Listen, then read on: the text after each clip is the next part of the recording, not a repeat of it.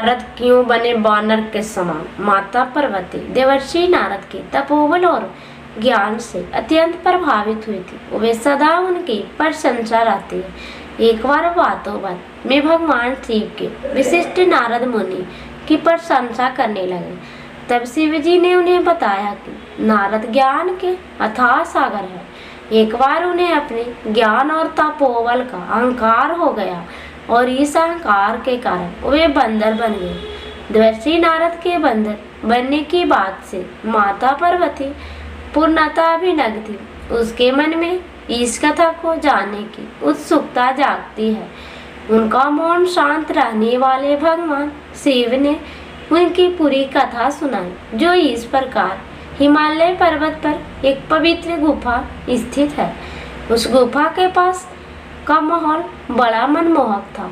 समीप ही गंगा नदी प्रवाहित होती थी। ऊंचे पर्वत और हरे भरे वन से आच्छादित स्थान देवलोक के रूप में रमणीय घटना होता था। एक दिन नारद घूमते हुए उस स्थान पर पहुंच गए। वहां का मनोरंजन दृश्य देख के वे मुग्ध हो गए। वहां उन्होंने अपनी तपो स्थली बनाई और भगवान विष्णु के तपस्या में लीन हो गए।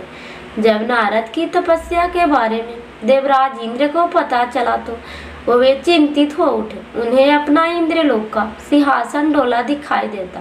वे आत्माभिमानी हो गए हैं कि कहीं उनका तपोबल से नारद उनका सिंहासन नहीं ले गया। देवराज इंद्र ने नारद की तपस्या भंग करने की ठान ली।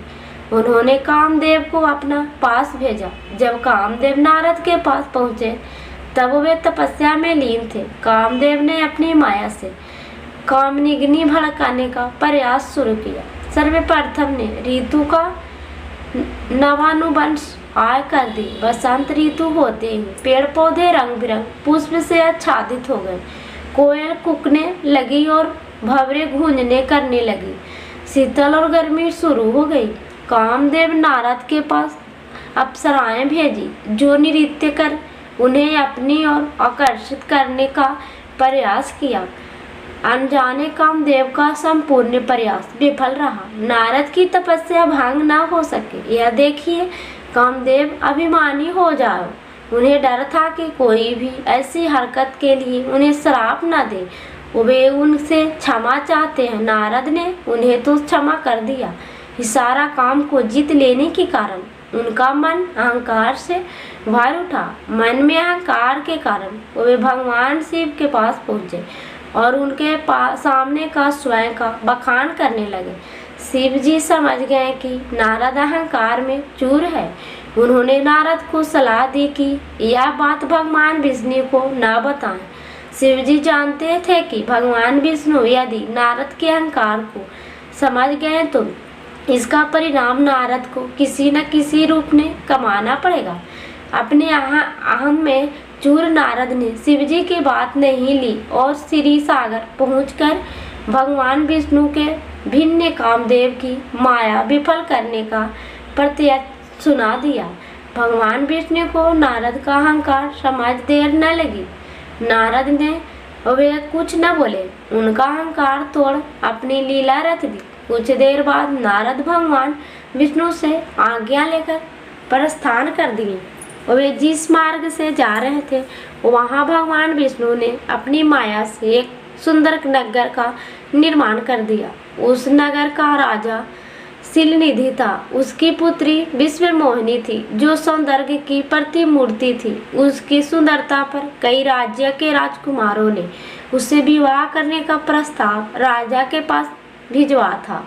सौतनी राजकुमार का प्रस्ताव स्वीकार करने के स्थान पर राजा शिलनिधि ने राजकुमारी विश्वमोहिनी के स्वयंवर का पर्दाफाश कर दिया। कई सुंदर सुयोग और प्रतापी राजकुमार स्वयंवर के लिए नारद में उपस्थित हुए। नारद नगर में पहुंचकर राजा शिलनिधि से मिलने पहुंचे। राजा शिलनिधि ने उन्हें राजकुमारी विश्वमोहिनी की स्वयंवर के बारे में बताया और उनकी हस्तरेखा देख उनके भविष्य के बारे में जानकारी देने का निवेदन किया। राजकुमारी विश्वमोहिनी जब नारद के रूप में प्रकट हुई तो वे उनके रूप में मोहित हो गए। उनकी हस्तरेखा में लिखा था कि जो व्यक्ति उससे विवाह करेगा वह अजय और अमर हो जाएगा। नारद ने हस्तरेखा में यह बात पढ़ ली तो गलानी राजा और राजकुमार को नहीं बताई। वे उन्हें कुछ और ही बताते हैं, वहां से चले आओ। नारद मुनि अपना वैराग्य भूल गए थे। वे राजकुमारी से विवाह करना चाहते थे। उन्होंने भगवान विष्णु का ध्यान किया। जब भगवान विष्णु प्रकट हुए तो नारद ने उन्हें सुंदर रूप की मांग की ताकि सुंदर रूप के बल पर राजकुमारी विश्व मोहिनी से विवाह कर सके। भगवान विष्णु ने नारद शुभ कल्याण हो अंतर्धान हो गए।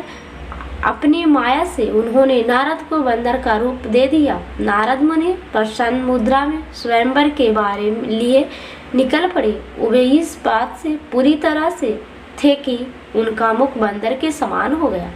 एक पेड़ के पीछे दो शिवगण यह पूरी माया देख रहे थे। वे भी नारद मुनि के पीछे पीछे स्वयंवर में पहुँचे। स्वयंवर में वे नारद के पास बैठे और आपस में ही उनकी प्रशंसा करने लगे।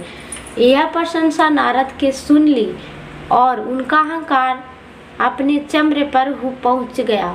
वे यह मान बैठे थे कि राजकुमारी विश्व मोहिनी उन्होंने ही वरमाला पहनाएगी। जब राजकुमारी विश्व मोहिनी वरमाला लेकर आती तो नारद को देख बिना ही एक अन्य राजकुमार के गलों में वरमाला डाल दिया। यह राजकुमार और कोई नहीं बल्कि भगवान विष्णु ही थे। भगवान विष्णु रूपी राजकुमार के गले में वरमाला डाल दी देख क्रोध में चूर नारद के मन में क्रोध और अविश्वास का भाव जग गया। उसी समय शिवगणों ने उनकी परिहास करते हुए ऐसे मुखबिर को राजकुमारी क्या उसकी दासी भी नहीं देखती, तनिक जल में अपना मुख तो देख। नारद ने जब जल में अपना वानर मुख देखा तो उनका क्रोध सातवें आसमान पर पहुंच गया।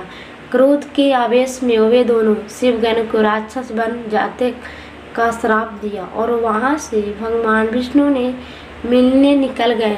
तब तक उनका मुख सदृश हो गया था। मार्ग में ही उन्हें भगवान विष्णु मिल गए।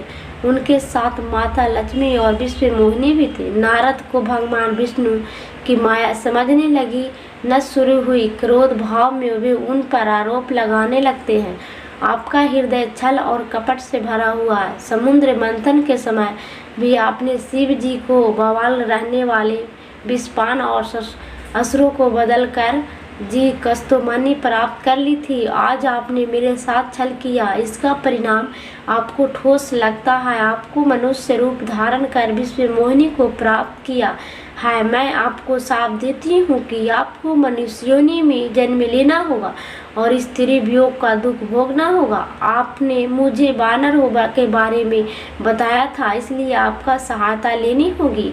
नारद मुनि के श्राप को भगवान विष्णु ने स्वीकार कर लिया और अपनी माया के प्रभाव से नारद मुनि को मुक्त कर दिया।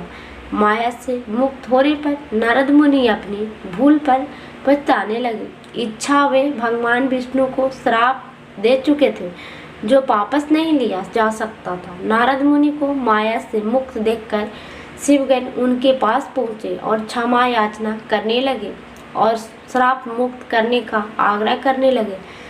तब नारद मुनि ने कहा, मेरा श्राप वापस तो नहीं हो सकता। तुम दोनों रावण और कुंभकर्ण के रूप में बलवान और तेजवान राक्षस के रूप में जन्म लेंगे और अपने बल से संपूर्ण विश्व पर विजय प्राप्त करोगे।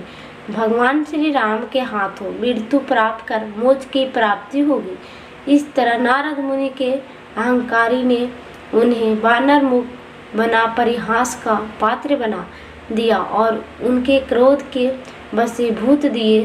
श्राप के कारण भगवान विष्णु को श्री राम के रूप में जन्म लेकर सीता वियोग सहना पड़ा।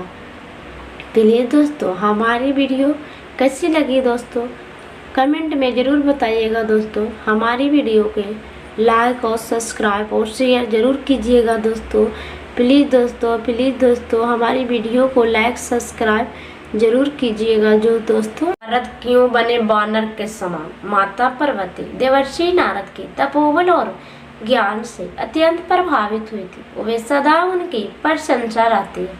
एक बार बातों बात में भगवान शिव के विशिष्ट नारद मुनि की प्रशंसा करने लगे। तब शिव जी ने उन्हें बताया कि नारद ज्ञान के अथाह सागर है। एक बार उन्हें अपने ज्ञान और तपोबल का अहंकार हो गया और इस अहंकार